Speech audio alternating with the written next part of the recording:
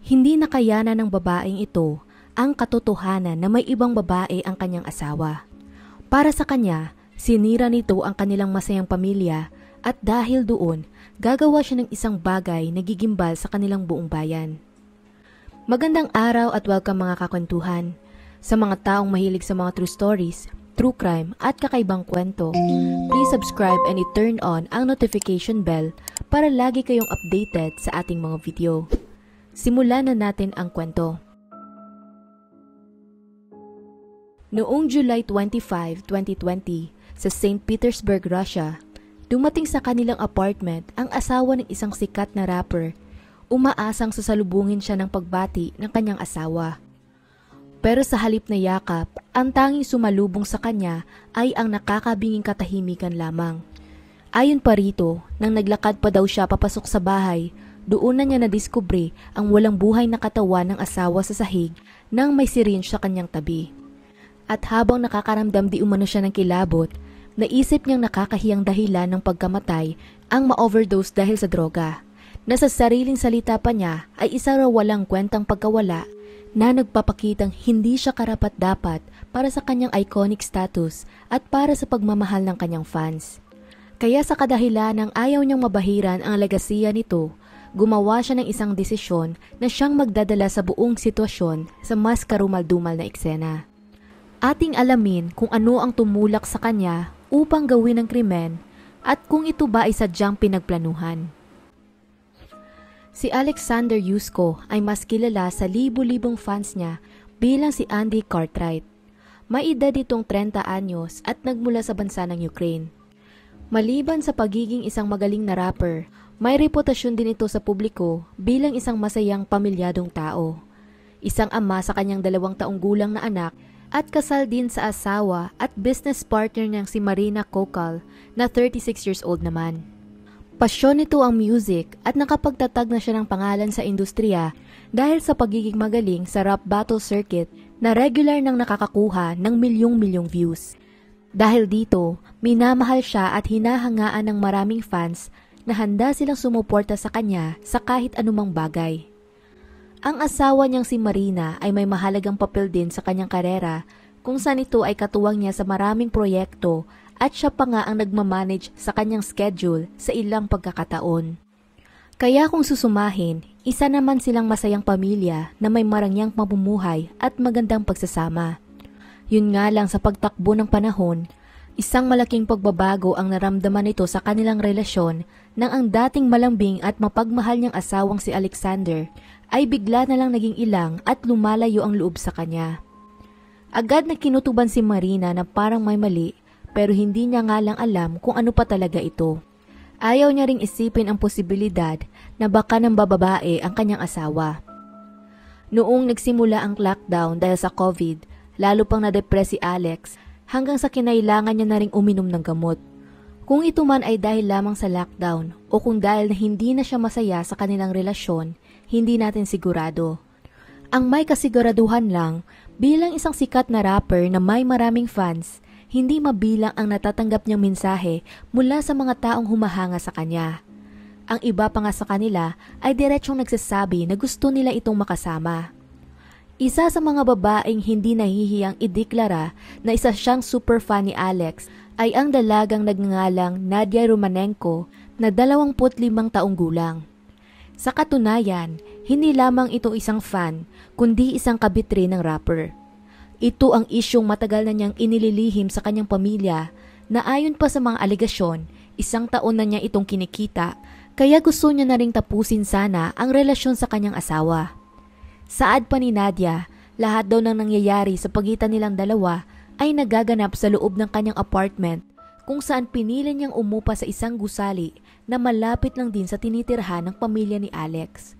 Doon di umano sila nagkikita halos araw-araw. Dagdag pa niya, maingat naman nilang itinatago yun kay Marina, pero nang nadiskubre di umano nito ang kanilang pagtataksil, sinabihan niya ang legal na asawa na may AIDS daw si Alex para takutin ito at lumayo sa kanila. Sa kabila nun, itinanggi naman ni Marina na may alam siya tungkol sa pangangaliwa ng kanyang asawa, pero yun nga lang, iba naman ang pinapakita ng kanyang YouTube channel. Doon kasi, Gumawa pa nga siya ng isang video na may pamagat na When You Finally Meet Your Husband's Mistress. Bukod pa dito, sina Alex at Nadja ay nagkikita rin sa isang apartment na isang bloke lang ang layo mula sa kanilang bahay. Kaya hindi talaga imposible na magtagpo ang kanilang landas kahit isang beses lamang. Ayon pa sa mga alegasyon, ang pag-post niya ng video na iyon ay wari bang isa ng pagbabanta sa plano niyang patayin ang sariling mister. Sa kanyang kwento, noong July 25, 2020, umuwi daw ito sa kanilang tahanan, umaasang maaabutan niya ang asawa ng maayos at buhay. Pero sa kanyang pagkagulat, natagpuan niya na lang daw ito ng walang buhay, nakahilata na sa sahig katabi ng isang syringe. Gayunpaman, sa halip na tumawag ng paramedics o humingi ng tulong, iba ang pinili niyang gawin. Kagaya ng una kong nabanggit kanina, naniniwala ito na ang pagkamatay ng dahil sa paggamit ng droga ay sobrang nakakahiya. Pakiramdam din niya, ang ganoong klaseng pagkamatay ay magbabahid ng dungis sa matagal ng pinaghirapang reputasyon ng kanyang asawa. Sa sarili pa nga niyang mga salita, natakot daw siya dahil baka isisi sa kanya ng ina at kapatid ni Alex ang pagkamatay nito. Dagdag pa doon, baka kusahan din daw siya ng mga ito na pinabayaan niya si Alex at magalit sila sa kanya. Kinatatakot niya rin na malaman ng kanilang anak ang katotohanan tungkol sa kanyang ama.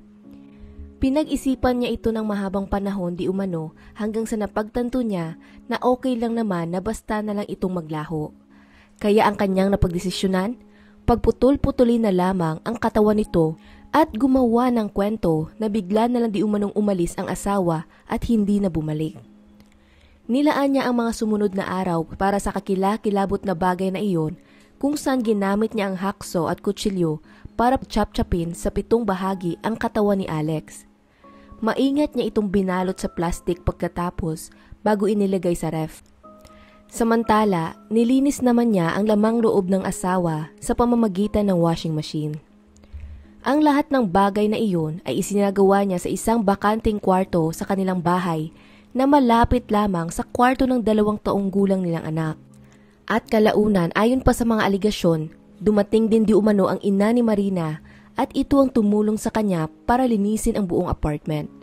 Siya rin ang naglayo sa bata mula sa crime scene.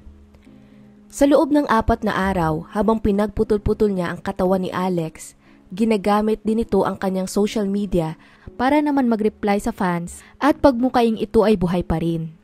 Ito ang bahagi ng kwento kung saan parang maguguluhan ka kung ano talaga ang tumatakbo sa isip ni Marina, assuming na ang kanyang bersyon ng kwento at mga salaysay ay totoo.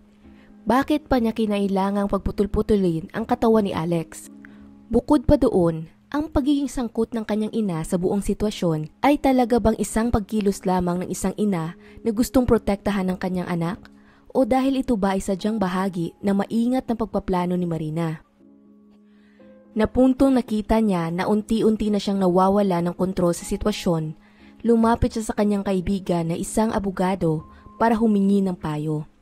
Subalit ang kanilang pag-uusap ay kalaunang naging dahilan upang masangkot ang mga otoridad.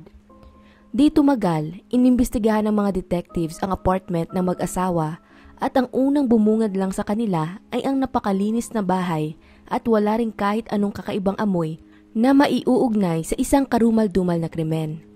Gayunpaman, pagkasagawa nila ng mas masinop at mabusising inspeksyon, may natuklasan silang isang kagimbal-gimbal na bagay. Sa likod ng pinto ng bakanting kwarto ay ang umaalingasaw na amoy ng kamatayan. Pagkapasok nila sa loob, may nakita silang 2 itim na garbage bags na naglalaman ng putol-putol na katawan ng isang tao. Sa loob naman ng ref, may natagpuan din silang ibang bahagi pa nito na siyang nakabalot naman sa mga plastic bags sa ibaba. Ang isang nakakakilabot na revelasyon pa, natagpuan nila ang mga daliri ng rapper sa bakuran na sadyang iniwan doon upang kainin ng mga daga. Ginawa ito ni Marina upang subukan sanang itago ang pagkakakilanlan ng kanyang asawa sa pamamagitan ng fingerprints. Dahil sa kanilang mga nadiskubre, inaresto nila kaagad si Marina pero mariin itong itinanggi na may kinalaman siya sa pagpatay. Pagpapaliwanag pa niya, totoong siya ang nagputol-putol ng katawan nito at nagpakunwari rin si Alex sa social media pero pinagdiinan niyang ginawa niya lamang iyon upang protektahan ang legasiya ng asawa.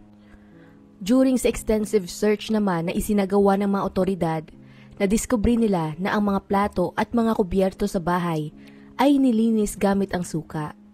Dagdag pa doon, may nakita rin silang isang note na isinulat ni Marina na pinaalalahanan ang sarili na bumili ng ultraviolet light. Mukhang plano niyang gamitin ito para sa pagdetect ng dugo sa buong bahay upang masiguradong walang dugong maiwan kahit saan. Gayunpaman, ang pinakamabigat na ebidensyang nagtatali sa kanya sa pagpatay ay ang mga Google search niya online tungkol sa insulin substitute o di naman kaya ay mga gamot na mahirap i-trace sa autopsy.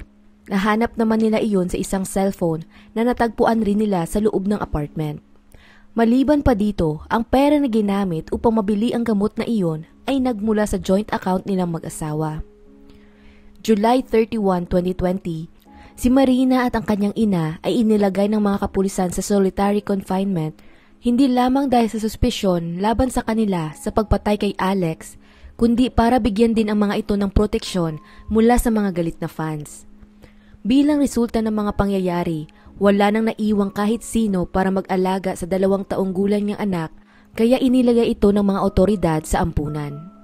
Ikinagalit iyon ng lubos ni Marina at sinisi niya ang mga kapulisan kung bakit ito nangyari.